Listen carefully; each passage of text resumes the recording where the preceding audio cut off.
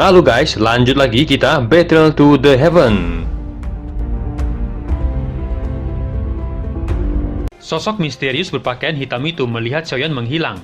Sudut mulutnya terangkat menjadi senyuman aneh. "Xiaoyan, kamu tidak akan bisa melarikan diri," gumam sosok itu dengan dingin. Xiaoyan mendarat di puncak gunung dan mengerutkan keningnya saat dia menyapu matanya ke semua tempat. Dengan persepsi spiritualnya, dia bisa merasakan aura yang sangat kuat di arah timur laut. Setelah perjalanan beberapa waktu, dia akhirnya memasuki bagian terdalam dari pegunungan 10.000 obat. Semakin dalam Xiaoyan berjalan, semakin kuat aura dari binatang buas yang ada. Dia bahkan telah melihat binatang magis peringkat 7 di sepanjang jalan. Xiaoyan mendarat di pohon besar dan menyapu pandangannya ke puncak gunung yang sangat luas di depannya, dan bisa merasakan setidaknya ada binatang magis peringkat 7 yang sama dengan kelas dojong di gunung ini. Selain 3 aura ganas itu, Xiaoyan juga merasakan aura mengerikan tersembunyi yang samar-samar merembes turun dari gunung.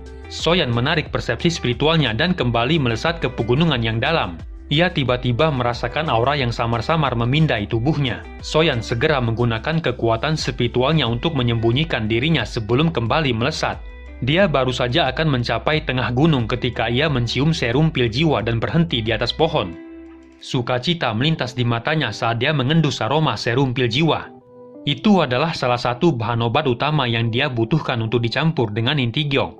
Xiaoyan mendarat di tanah dan bergegas ke arah aroma itu berada, dan tiba di sungai kecil dan melihat lubang di bawah batu besar. Ada cairan kental berwarna hijau yang memancarkan aroma serum pil jiwa. Kegembiraan melonjak di mata Xiaoyan saat melihat itu.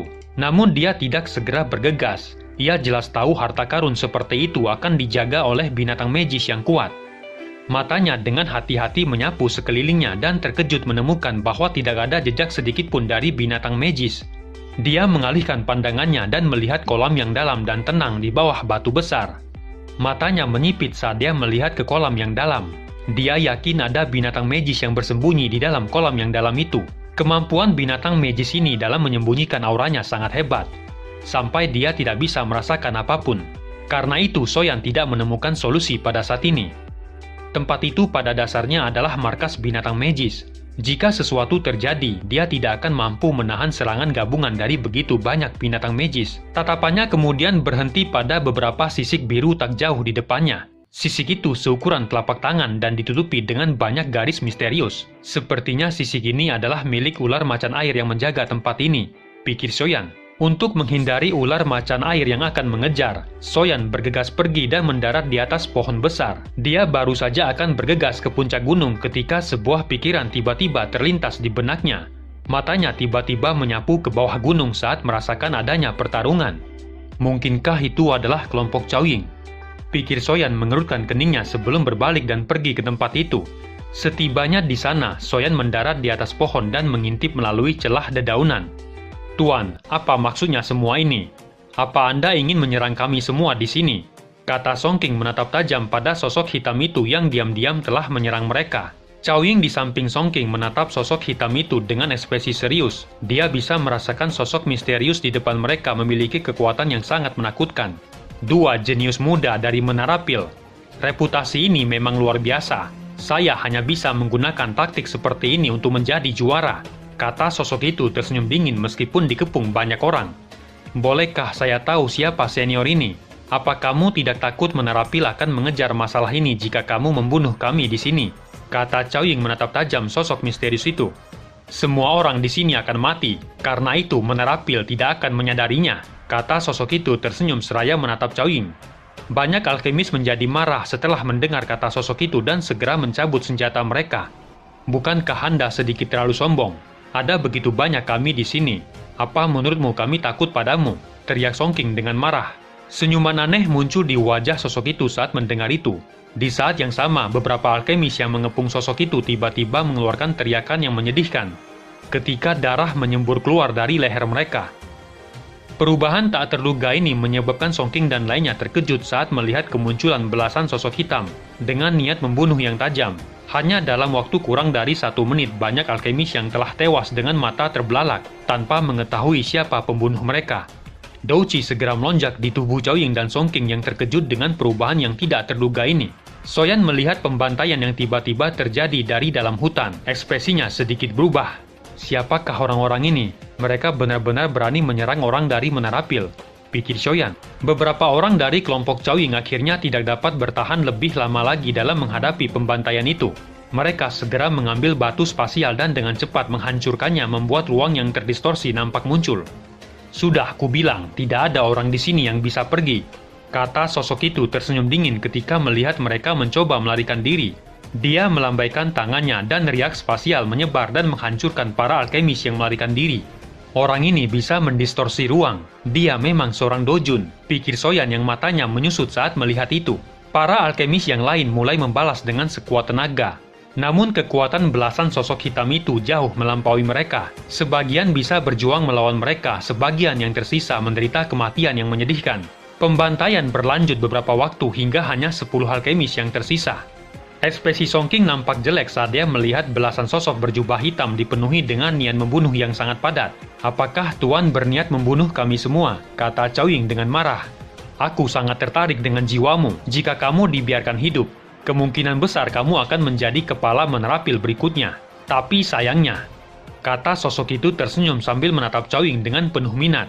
Dia mengabaikan ekspresi Cao Ying yang dingin. Tatapannya melirik beberapa orang yang masih melawan sebelum perlahan maju selangkah. Namun tepat ketika dia mengambil langkah ketiga, ia tiba-tiba merasakan sesuatu. Matanya yang dingin tertuju pada pohon besar tempat Soyan bersembunyi. Ini buruk, pikir Soyan saat melihat sosok itu menghentikan langkahnya. Keluar, teriak sosok itu. Sebelum Soyan bisa mundur, kekuatan hisab yang menakutkan melonjak keluar dan menarik Soyan ke depan sebelum dengan paksa menstabilkan tubuhnya. Soyan yang tiba-tiba ditarik dengan paksa dari hutan membuat kelompok Cao Ying terkejut. Namun mereka menghela napas lega setelah melihat Soyan yang muncul. Song King mengungkapkan ekspresi sombong saat melihat itu. Soyan, aku belum pergi mencarimu, tapi kau sendiri yang menyerahkan dirimu padaku, kata sosok itu tersenyum. Soyan menatap tajam ke arah sosok itu. Dari suaranya, ternyata sosok itu mengenalnya. Namun Soyan tidak dapat mengingatnya. Senior, bolehkah saya tahu siapa Anda? Saya sepertinya tidak mengenalmu, kata Soyan dengan suara yang dalam sambil menangkupkan tangannya. Jika kita tidak saling mengenal, maka biarlah seperti itu. Bagaimanapun tidak ada orang di sini yang bisa melarikan diri termasuk kamu, kata sosok itu tersenyum dingin. Soyan menyipitkan matanya saat merasakan niat membunuh sosok itu. Sepertinya hari ini tidak akan menjadi hal yang mudah baginya untuk melarikan diri. Kakinya perlahan mundur dan sekejap muncul di samping kelompok Cao Ying. Saat ini bukan waktunya untuk bertindak dengan berani. Belasan sosok hitam di sekitarnya juga sangat kuat. Kemungkinan ada 7 dojong di antara mereka. Apa yang harus kita lakukan? Kata Cao Ying menatap Soyan saat dia bertanya dengan lembut. Apa yang bisa kita lakukan? Orang itu adalah seorang dojun. Kita semua harus memikirkan cara sendiri untuk melarikan diri, kata Soyan menjawab tanpa daya. Bagaimana kita melarikan diri? Orang itu akan memblokir kita bahkan jika kita menggunakan batu spasial, kata Song King mengerutkan keningnya. Soyan hanya merentangkan tangannya saat mendengar kata Song King. Dia terlalu malas untuk berdebat dengannya. Aku mampu memecahkan penghalang spiritual ini. Namun jika aku menyerang penghalang, orang itu pasti akan turun tangan. Karena itu aku perlu waktu, kata Cao Ying dengan lembut sambil menatap Soyan. Soyan mengangkat alisnya saat mendengar itu. Bisa memecahkan penghalang spiritual yang dibuat dojun, itu sedikit luar biasa. Kami bisa memblokir belasan sosok hitam ini, tapi orang itu, kata seorang pria parubaya dengan getir. Soyan melirik pria parubaya itu. Dengan mampu bertahan sampai sekarang, dia tentu memiliki beberapa keterampilan. Matanya kemudian beralih ke Cao Ying. Berapa lama yang kamu butuhkan? Kata Soyan buru-buru bertanya. 3 menit. Kata Cao Ying dengan cepat menjawab. Soyan terdiam sesaat sebelum perlahan mengangguk di depan mata cemas semua orang. Meskipun lawan mereka adalah dojun, Soyan masih percaya diri untuk memblokirnya selama 3 menit. Mereka semua menghela napas lega saat melihat Soyan menganggukkan kepalanya. Beberapa orang memberikan tatapan terima kasih pada Soyan. Mereka semua tahu bahwa bertarung dengan sosok misterius itu adalah yang paling berbahaya. Bahkan 2 tetua dari Sekte Swan yang mendalam tidak banyak bicara saat ini. Meskipun mereka memiliki kekuatan bintang 9 dojong, masih ada celah besar antara mereka dan dojun. Kemungkinan mereka akan berakhir dalam situasi yang mengerikan jika mereka bertarung dengannya. Namun Soyan berani melakukannya. Terima kasih banyak, kata Cao Ying dengan lembut. Setelah itu dia melayang dan mundur. Rambut hitamnya yang diikat pita tiba-tiba menyebar saat tekanan spiritual yang kuat perlahan merembes keluar dari dahinya.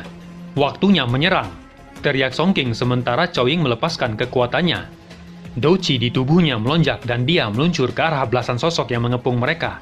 Soyan terkejut saat dia merasakan kekuatan spiritual yang menyebar dari Cao Ying. Wanita ini memang tidak sederhana. Dia adalah wanita terkuat di antara mereka yang dia temui di tempat ini. Jika dia diberi waktu yang cukup, kemungkinan bahkan Dojun yang misterius ini tidak akan menjadi tandingannya. Kelompok Song King bahu-membahu memblokir belasan sosok hitam.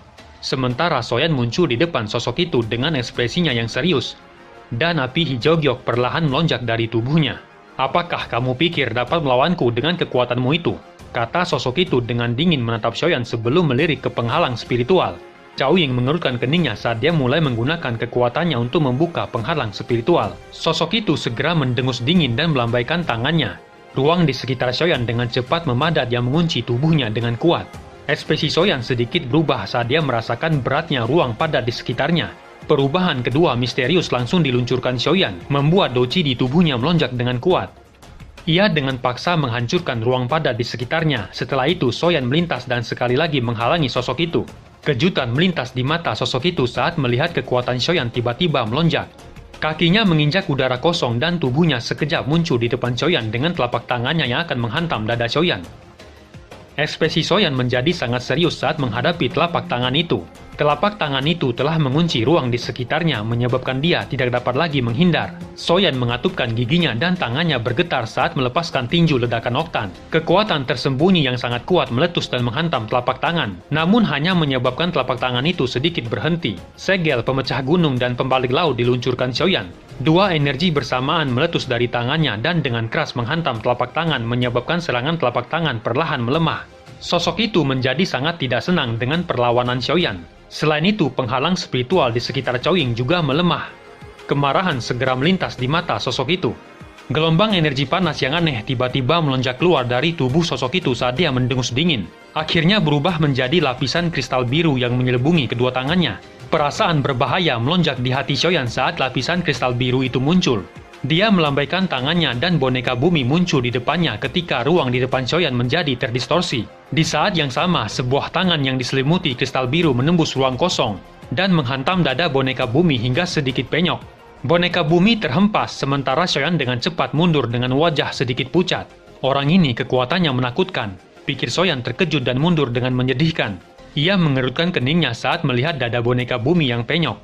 Sesaat kemudian satu teriakan tiba-tiba terdengar. "Cepat pergi, penghalang spiritual sudah rusak," teriak Cao Ying. Soyan dengan cepat bereaksi saat mendengar itu. Petir muncul di bawah kakinya saat dia berubah menjadi bayangan dan bergegas menuju hutan dengan kecepatan kilat. Tepat ketika Soyan melarikan diri, Song King dan lainnya juga melarikan diri menuju hutan. Cao Ying adalah orang pertama yang melarikan diri saat penghalang spasial hancur. Namun beberapa saat kemudian Soyan muncul dari belakangnya. "Kejar, jangan biarkan mereka pergi," teriak sosok itu terkejut saat melihat penghalang spasial yang hancur. Belasan sosok hitam segera menyebar dan mengejar saat mendengar perintah itu. "Aku ingin lihat berapa lama kamu bisa berjuang," kata sosok itu dengan dingin saat matanya tertuju pada Soyan dan Cao Ying. Ruang di sekitarnya perlahan bergoyang dan tubuhnya tiba-tiba menghilang. Dua sosok melesat dengan lincah di dalam hutan, namun satu sosok tiba-tiba muncul dari dalam. Kemunculan Song King mengejutkan Soyan dan Cao Ying. Kegembiraan melintas di wajah Song King ketika dia melihat mereka berdua. Kakinya melangkah di udara kosong saat dia bergegas dan berkata, "Cepat pergi, ada beberapa orang yang menghalangi jalan itu." Soyan dan Cao Ying tidak mengurangi kecepatan mereka sedikit pun saat mendengar itu. Sebaliknya, kecepatan mereka menjadi semakin cepat. Wajah Song King berkedut saat melihat itu. Namun dia tidak punya waktu untuk mengatakan apa-apa saat ini, dan melepaskan kecepatan tinggi dan segera mengikuti. Mereka bertiga dengan liar melarikan diri di lautan pepohonan. Target mereka adalah puncak gunung. Jika mereka ingin melepaskan diri dari Dojun itu, mereka harus memancing binatang buas terkuat yang bisa melawan Dojun itu. Kaki Soyan mendarat di pohon besar saat dia menekuk lututnya. Dia baru saja akan meminjam kekuatan untuk menembak ke depan ketika ekspresinya tiba-tiba berubah. Kakinya melengkung dan tubuhnya sebaliknya melesat ke belakang. Tepat ketika Soyan mundur, ruang yang tidak jauh dari tempat kakinya mendarat tiba-tiba terdistorsi saat sosok hitam segera muncul di depan mereka bertiga. Matanya yang dingin menyebabkan Soyan dan lainnya nampak tenggelam. "Kecepatanmu cukup cepat. Sayangnya itu masih belum cukup untuk melepaskan diri dari yang mulia ini," kata sosok itu tersenyum dingin. Kilatan dingin melintas di mata Soyan saat melihat itu. Orang ini memang merepotkan untuk dihadapi. "Jangan buang-buang waktuku," kata sosok itu yang matanya tiba-tiba menjadi gelap dan dingin. Dia meringkuk tangannya dan lapisan kristal biru melonjak keluar dari tubuhnya akhirnya berubah menjadi cakar besar. Dia melambaikan tangannya dan cakar besar tiba-tiba menghilang. Soyan dan lainnya mundur dengan cepat saat melihat cakar besar yang menghilang. Ruang di depan Cao Ying tiba-tiba terdistorsi saat mereka bertiga mundur. Seketika itu juga cakar besar menembus ruang dan meluncur ke arah Cao Ying. Ketika cakar tangannya mencengkram ruang, Cao Ying sedikit terkejut saat merasakan ruang di sekitarnya telah dipadatkan dengan paksa. Ia tidak lagi bisa bergerak di bawah ruang yang mengeras ini. Karena itu dia hanya bisa menyaksikan cakar besar mengulurkan tangannya.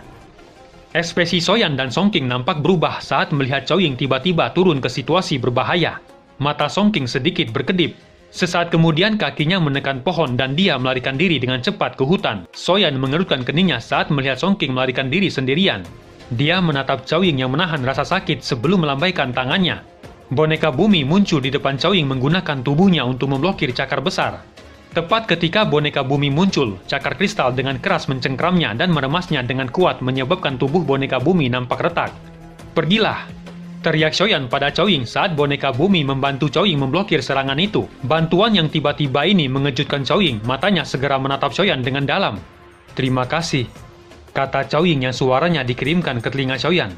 Cao Ying juga mengerti situasi seperti apa setelah teriakan itu terdengar dan dengan cepat berbalik dan berlari ke dalam hutan. Soyan menarik boneka bumi yang hampir hancur kembali ke penyimpanannya. Gerakan 3000 petir dilepaskan hingga batasnya saat dia melarikan diri ke hutan yang lebat. Ekspresi sosok itu berubah menjadi gelap ketika dia melihat serangannya sekali lagi gagal. Matanya dengan dingin menyapu ke arah Soyan melarikan diri. "Karena kamu suka menyelamatkan orang lain, aku akan lihat siapa yang akan datang menyelamatkanmu kali ini," gumam sosok itu dengan dingin sebelum tubuhnya tiba-tiba menghilang. Soyan bergegas secepat kilat melewati hutan dengan ekspresinya yang serius. Dia samar-samar bisa merasakan tubuhnya sedang dikunci oleh sosok itu. "Bajingan, jika kamu benar-benar memaksaku sejauh itu, aku akan membiarkanmu membayar harga yang sangat mahal bahkan jika aku terluka parah," pikir Soyan. Soyan terus meluncur dengan liar, namun perasaan terkunci itu menjadi lebih kuat. Kilatan tajam segera melintas di matanya dan kecepatannya meningkat. Soyan akhirnya mendekati puncak gunung. Di saat yang sama, ia melihat bayangan hitam yang menerobos hutan. Kakinya menginjak udara kosong saat matanya menyusut ketika melihat sosok itu duduk bersila di pohon yang tak jauh di depannya. Terlepas seberapa cerdas mangsa itu, ia tidak akan bisa lepas dari tangan pemburu. "Xiaoyan, aku ingin lihat apakah ada orang yang muncul dan menyelamatkanmu kali ini. Aku pasti akan mengambil api surgawimu," kata sosok itu mengangkat matanya dan melirik Soyan dengan acuh tak acuh sambil tersenyum dingin. Sebuah pikiran tiba-tiba terlintas di hati Soyan ketika dia mendengar itu. "Kamu adalah Mugu," kata Soyan dengan ekspresi berubah. "Tidak bisakah kamu mengenaliku?" kata Mugu sedikit terkejut. Hati Soyan tanpa sadar tenggelam ketika dia mendengar itu. Orang ini bahkan memiliki kemampuan untuk menipu 3 ketua menerapil dan memasuki alam pil. "Ini juga bagus karena kamu telah mengenaliku. Kamu setidaknya bisa mati karena tahu. Bagaimanapun kita berdua masih ada hubungan. Kamu mungkin harus memanggil paman guru pada dojun yang mulia ini," kata Mugu dengan dingin. "Saya tidak begitu beruntung," kata Soyan tersenyum tipis. Mugu hanya tersenyum saat mendengar itu. Matanya dengan panas menatap Soyan. "Kali ini aku tidak akan menahan diri. Aku akan membunuhmu dan mengambil jiwamu. Aku memiliki cara sendiri untuk membuatmu menunjukkan mantra api," kata Mugu dengan sinis. Mugu mengepalkan tangannya dan cakar besar yang terbentuk dari doci biru sekali lagi muncul di hadapannya. Dia melambaikan tangannya dan cakar besar menghilang dengan cara yang aneh. Ekspresi Soyan nampak berubah saat melihat cakar besar itu menghilang. Dia tahu cakar itu bisa menembus ruang itu sendiri yang membuatnya sulit untuk bertahan melawannya. Tepat ketika pikiran itu melintas, ruang di depannya menjadi terdistorsi saat cakar besar bergegas keluar dan mencengkram ruang. Soyan juga tahu betapa menakutkan cakar itu, bahkan boneka bumi hampir terpotong saat cakar besar itu mencengkramnya. Saat cakar besar itu muncul, petir di bawah kaki Soyan berkedip sebelum cakar itu bisa mengunci dirinya. Dalam sekejap, Soyan muncul di tanah kosong beberapa puluh meter jauhnya. Mugu dengan dingin tersenyum saat melihat reaksi Soyan yang cepat. Cakarnya sekali lagi muncul secepat kilat dan ruang di sekitarnya sekali lagi mengeras, menyebabkan ekspresi Soyan berubah. Soyan tiba-tiba mengatupkan giginya saat pikiran melintas di benaknya. Matanya tidak berkedip ketika dia menatap cakar besar yang datang. Perubahan ketiga diluncurkan Soyan membuat doci di dalam tubuhnya segera melonjak dengan sangat kuat. Tepat ketika segel di tangan Soyan terbentuk, ruang di depannya secara aneh terdistorsi. Segera sosok yang kuat melangkah keluar dari ruang yang terdistorsi dan berdiri di depan Xiaoyan. Membunuh secara terbuka di wilayahku. Anda benar-benar tidak memberi saya wajah apapun. Kata sosok yang baru saja muncul di depan Xiaoyan yang tertegun. Sosok itu mengepalkan tangannya dan sebuah pukulan segera menghantam cakar besar. Saat keduanya bertabrakan, cakar besar segera dipaksa mundur lebih dari belasan meter sebelum terlempar ke langit dan hancur. Kemarahan melonjak di wajah Mugu saat dia melihat itu. Sebelum dia bisa mengatakan apa-apa, suara yang memikat segera bergema di hutan. Orang tua, aku tidak akan peduli jika kamu mengejar yang lain. Namun kamu tidak bisa membunuh Xiaoyan. Xiaoyan nampak tercengang saat mendengar suara yang akrab itu. Kegembiraan dengan cepat melonjak ke matanya. Jian, gumam Xiaoyan.